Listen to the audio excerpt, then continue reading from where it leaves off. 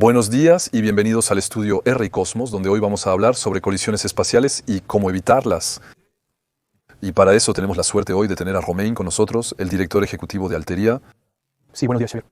Primero, una tesis en el campo. Eso no es común. Sí, una tesis en física de plasmas aplicada a la propulsión de satélites. Entonces, esa fue mi entrada a los espaciales y desde entonces, efectivamente, una carrera en la vigilancia del espacio y la seguridad. Entonces, para empezar, ¿cuántos tenemos, no voy a decir satélites, ¿no? Sino cuántas cosas volando que nosotros podemos detectar? Que podemos detectar, sí.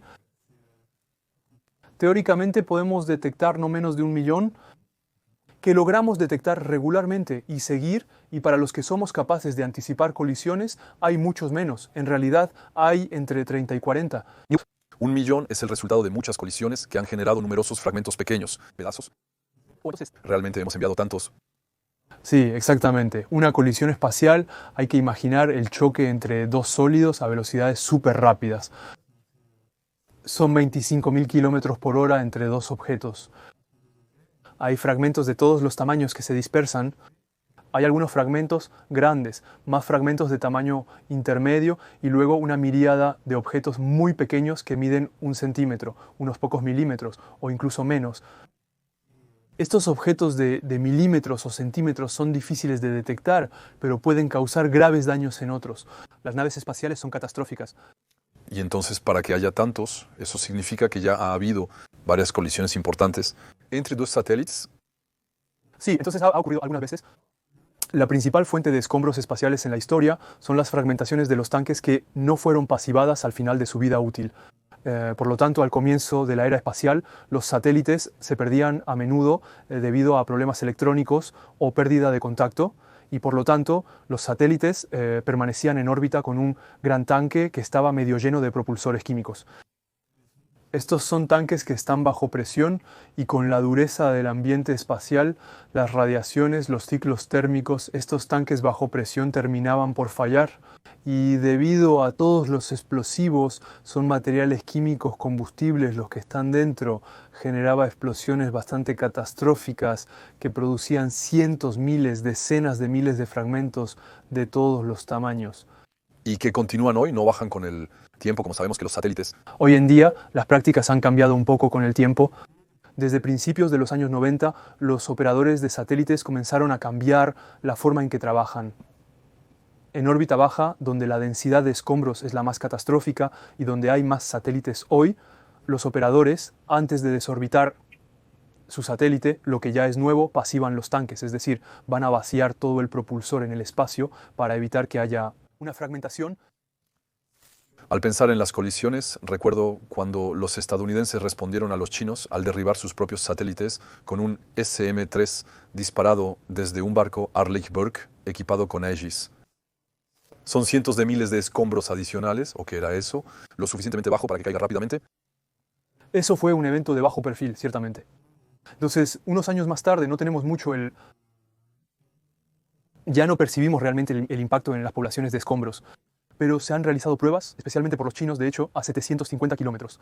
Y allí todavía seguimos decenas de fragmentos, por lo tanto, decenas de fragmentos de más de 10 centímetros. Eso significa cientos, incluso miles de fragmentos de algunos centímetros o milímetros que aún pueden ser peligrosos para las operaciones espaciales. Entonces estamos hablando de los escombros. Ahora, estamos hablando de los satélites, de la realidad, de lo que es operativo. ¿Cuántos satélites hemos lanzado desde el inicio de la era espacial? Desde el inicio de la era espacial no tengo la cifra en mente, pero es alrededor de 12.000 a 13.000 satélites. ¿Y es exponencial o más bien es lineal? El crecimiento es exponencial, especialmente desde el lanzamiento de los satélites Starlink. Es bastante impresionante. En los últimos 4 años ha habido un aumento exponencial en el número de satélites. Es gracioso que los pronósticos sobre la cantidad de satélites a desplegar siempre se equivocan de manera crasa. Es decir, si observas las predicciones de 2013 del número de satélites desplegados en órbita en 2020, son 100 satélites, 120 satélites, mientras que en realidad ha habido alrededor de 1.000 en el año 2020. Por lo tanto, realmente hay un orden de magnitud, realmente hemos cambiado de escala al pasar la última década y continuamos superando todas las predicciones que se han hecho, y obviamente es Starlink con Elon Musk quien Dirige esto, población, esta. aceleración que observamos. Según las previsiones probablemente incorrectas de hoy, ¿cuántos satélites se estima que habrá en 2030, por ejemplo? Se estima que habrá 60.000 satélites para el 2030, De acuerdo, y la mitad de ellos serán de Elon Musk. de los cuales aproximadamente la mitad serán satélites Starlink. Hoy en día es el 60% de los satélites activos. Y para el 2030, con la llegada de nuevas grandes constelaciones, como la constelación china, como la constelación Kuiper, como Iris-Carré, que se firmó la semana pasada, por lo tanto, esperamos que eso contribuya, a pesar de todo, un poco a la población orbital, pero principalmente a la capacidad de Europa. Evidentemente, ahí está, habrá globalmente 60.000 satélites. 60.000 satélites en este horizonte. Así, cada vez que lanzamos un satélite, revisamos lo que ya está en el espacio para asegurarnos de que nada colisionará con él en los próximos 10 años. Nosotros lo lanzamos un poco al azar. Cada agente espacial tiene sus propias prácticas. Lo que hacemos en Europa en general son las prácticas del Centro Nacional de Estudios Espaciales para asegurarnos de que la trayectoria de lanzamiento es compatible con la ausencia de colisión, que cada lanzamiento no va a poner en peligro los vuelos tripulados que están en el espacio, por lo tanto, principalmente la Estación Espacial Internacional y la Estación China. Pero no se hace ningún cálculo riguroso que permita asegurar que la trayectoria de un cohete no colisione con un satélite o un escombro, incluso si estuviera catalogado. Sin embargo, hay una pequeña falla en el sistema desde esta perspectiva. Hay un pequeño agujero en la red, efectivamente. Entonces la razón, si hablas con las personas de las agencias, es que hay dispersiones en los objetos que son tan importantes en la trayectoria de los objetos que al final, independientemente del resultado del cálculo, habría un riesgo, y es un riesgo que no podríamos reducir, ya que independientemente de la trayectoria estaríamos globalmente en los conos de incertidumbre. De acuerdo, las personas que están en las estaciones habitadas en este momento, ellos, es decir, sin embargo, deben tener un seguimiento muy preciso de la llegada de nuevos satélites para poder escapar si fuera necesario. Sucede de vez en cuando que hay alertas. Sí, han habido alertas. También ha habido colisiones con pequeños fragmentos que no estaban catalogados, que impactaron la Estación Espacial Internacional, con alertas de seguridad y astronautas que se pusieron en posición de evacuación en el vehículo Soyuz. Por lo tanto, fue hace aproximadamente 2 años. De acuerdo, por lo tanto, esto sigue ocurriendo, sucediendo. Absolutamente, está bien. Llegar de Más y más. con creciente frecuencia. Tu trabajo es lograr predecir un posible acercamiento en beneficio de las estaciones habitadas, o realmente estamos en la vigilancia del cielo, ver los satélites espías y todo lo demás. Nosotros aportamos la comprensión de la situación espacial, es conciencia de la situación espacial en inglés. Por lo tanto, acabamos de detectar datos, procesamos estos datos para luego evitar colisiones, detectar amenazas y posiblemente evitar ataques en el espacio. Trabajamos en toda la cadena de valor, ya que tanto diseñamos como ensamblamos estaciones y luego vamos a dar servicios de valor añadido a clientes. ¿Qué llamamos amenazas del espacio? Porque sé que en aquel tiempo pues, había una estación espacial estadounidense, incluso llevaron un arma a bordo por si había un intento de abordaje. Ya no lo somos en absoluto. En este tipo de campo de amenazas. No, entonces hoy no estamos hablando de Kalashnikov U otro. Es más bien una guerra que está robotizada con sistemas que son en parte autónomos, en parte guiados desde el suelo.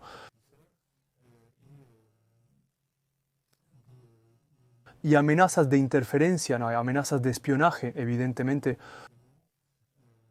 Y quizás un día amenazas de tipo cinético, ya que se han realizado un cierto número de pruebas. Pruebas de misiles lanzados desde el suelo que destruyen satélites directamente, como mencionaste antes. Mañana, ¿por qué no pruebas desde el espacio? Aún no ha ocurrido, pero podría suceder. Y luego las amenazas de abordaje, pero De abordaje robotizado. que se realizarían en el espacio. Y nuevamente ha habido una serie de pruebas que ya se han realizado.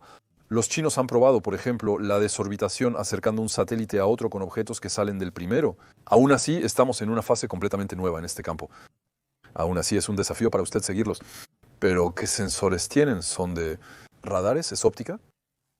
Hemos desarrollado una tecnología óptica de vigilancia espacial con estaciones monotescopios y multitelescopios. Y hemos diseñado nuestros sistemas para poder realizar la vigilancia de la órbita baja, las órbitas bajas, pero también de la órbita MEO, es decir, intermedia, donde están los satélites, sistema global de navegación por satélite y la órbita geoestacionaria. Pero nuestro enfoque inicial era las órbitas bajas, donde el problema es el mayor importante. ¿Qué es el orden de magnitud? ¿Son 300 kilómetros? Eso. Empieza a 300 kilómetros. Por lo tanto, nuestros sistemas pueden cubrir todo el rango de 300 kilómetros hasta 40.000 kilómetros. Y quizás mañana la órbita lunar también. Entonces, si solo usamos observaciones ópticas, ¿qué tamaño de mesa tenemos? ¿Cuál es el orden de tamaño para estos telescopios? Para una estación multitelescopio necesitas al menos una sala del tamaño de este estudio para los telescopios. Así que los espectadores no siempre ven los 50 metros cuadrados. 50 metros cuadrados para una estación multitelescopio y nosotros... Vemos, no sé, este libro lo veremos a qué distancia. Sí, escucha, un cuaderno Aldoria. Lo vemos a unos 400 kilómetros aproximadamente. No está mal. Nos encontramos ante una tecnología nacional francesa, desarrollada por su industria. Equipo coordinado. ¿Se requieren múltiples estaciones globales para continuar? ¿Cómo funciona? ¿Hay una red? Tenemos una red de 5 sitios, pronto serán 7 repartidos por todo el mundo con estaciones monotescópicas y multitelescópicas desplegadas en cada uno de estos sitios. ¿Para beneficio de qué cliente se hace esto? El común de los mortales necesita saber si hay riesgos de acercamiento o de los satélites. Hoy en día, cada vez más actores, tanto estatales como agencias, países y comerciales, se están lanzando al espacio y adquiriendo capacidades en este ámbito. Actualmente trabajamos con alrededor de 20 clientes, siendo nuestros principales el Centro Nacional de Estudios Espaciales, la agencia Espacial Francesa, la Comisión Europea y luego otros actores estatales. Respecto a empresas privadas extranjeras, ¿existen? Cuando lanzan nuevas series de satélites en racimos, ¿les consultan para determinar dónde soltarlos con menos riesgo? ¿O actualmente sigue siendo libre y todo se observa de cualquier forma? Actualmente la regulación es escasa, lo que genera libertad pero también desafíos operativos. El ejemplo típico de los racimos es interesante porque es una solicitud recurrente de clientes que a menudo no tienen los medios para pagar, lo que genera frustración para todos. Un poco todos frustrados. Se lanzan en racimos generalmente por varios operadores de satélites.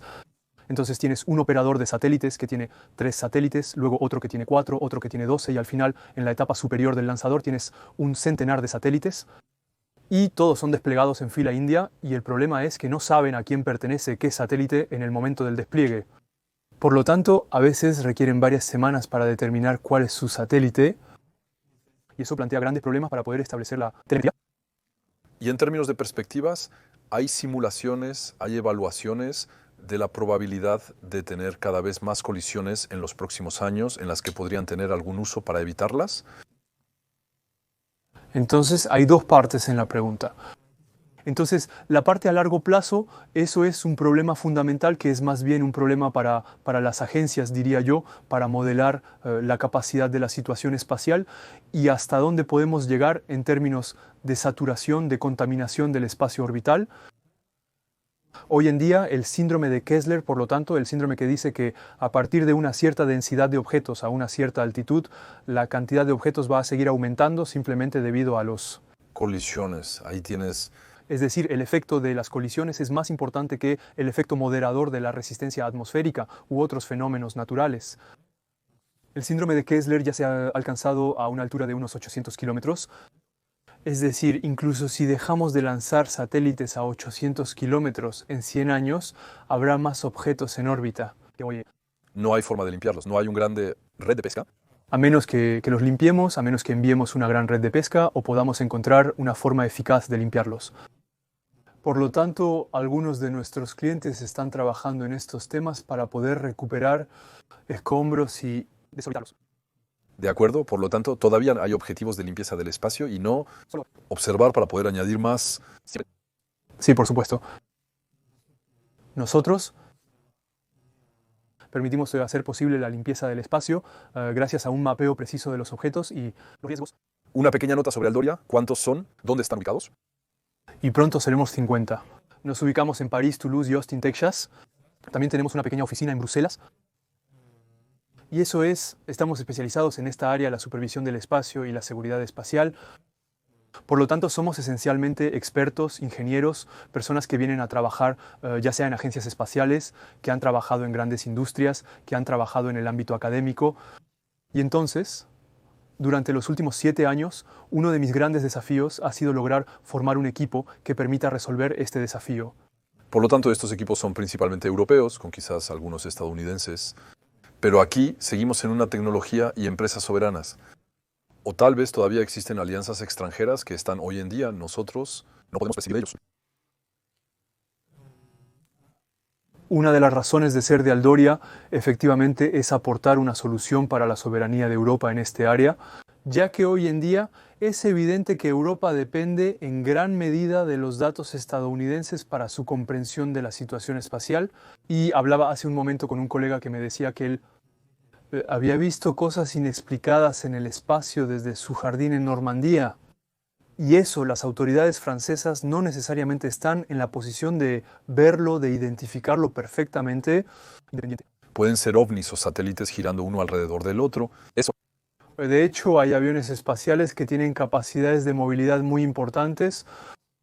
Pueden cambiar de órbita rápidamente, pueden realizar maniobras, pasar de 400 kilómetros a órbitas mucho más altas, reingresar a la atmósfera. Por lo tanto, los estadounidenses y los chinos tienen estas capacidades. Y en Francia y en Europa no somos capaces de seguir lo que hacen estos objetos. No tenemos esa capacidad. Por lo tanto, con Aldoria no vamos a resolver el problema de la seguridad espacial europea por nosotros mismos, pero aportamos un elemento de solución que es muy importante, muy creíble con la tecnología óptica. Y en términos de soberanía, podemos también saber dónde y en qué momento pasan los satélites espías de aquellos que intentarían espiarnos por. Definitivamente. Un gran desafío y cambio estratégico ha sido la integración de satélites en los teatros operacionales. Por lo tanto, la integración de los satélites a nivel táctico, donde durante la Guerra Fría los satélites estaban realmente a nivel estratégico, servían para la disuasión, pero no eran necesariamente esenciales para las operaciones militares concretas. Allí vemos una aceleración con Ucrania, otra vez una. ¿Ves? Allí estamos en una reactividad casi en la hora siguiente para fotos satelitales. E inmediatamente hacen un ataque ahí, incluso con drones. Así que eso, gran novedad, está reclutando. Absolutamente, estamos reclutando, siempre reclutamos. Estamos en una fase de expansión. El año pasado recaudamos más de 10 millones de euros. Tenemos grandes clientes institucionales que nos siguen y adoptan nuestras soluciones. Estamos desarrollando este mercado y tratando de desarrollar otro liderazgo de Europa en este campo. Bueno, Romain, muchas gracias. Gracias. Mucho. Deseo mucho éxito. De todos modos, hay una necesidad que va a hacer que esto crezca. Sobre todo, mucho éxito. Muchas gracias, Xavier. Ojalá lo hayas disfrutado. Nos vemos pronto en R y Cosmos.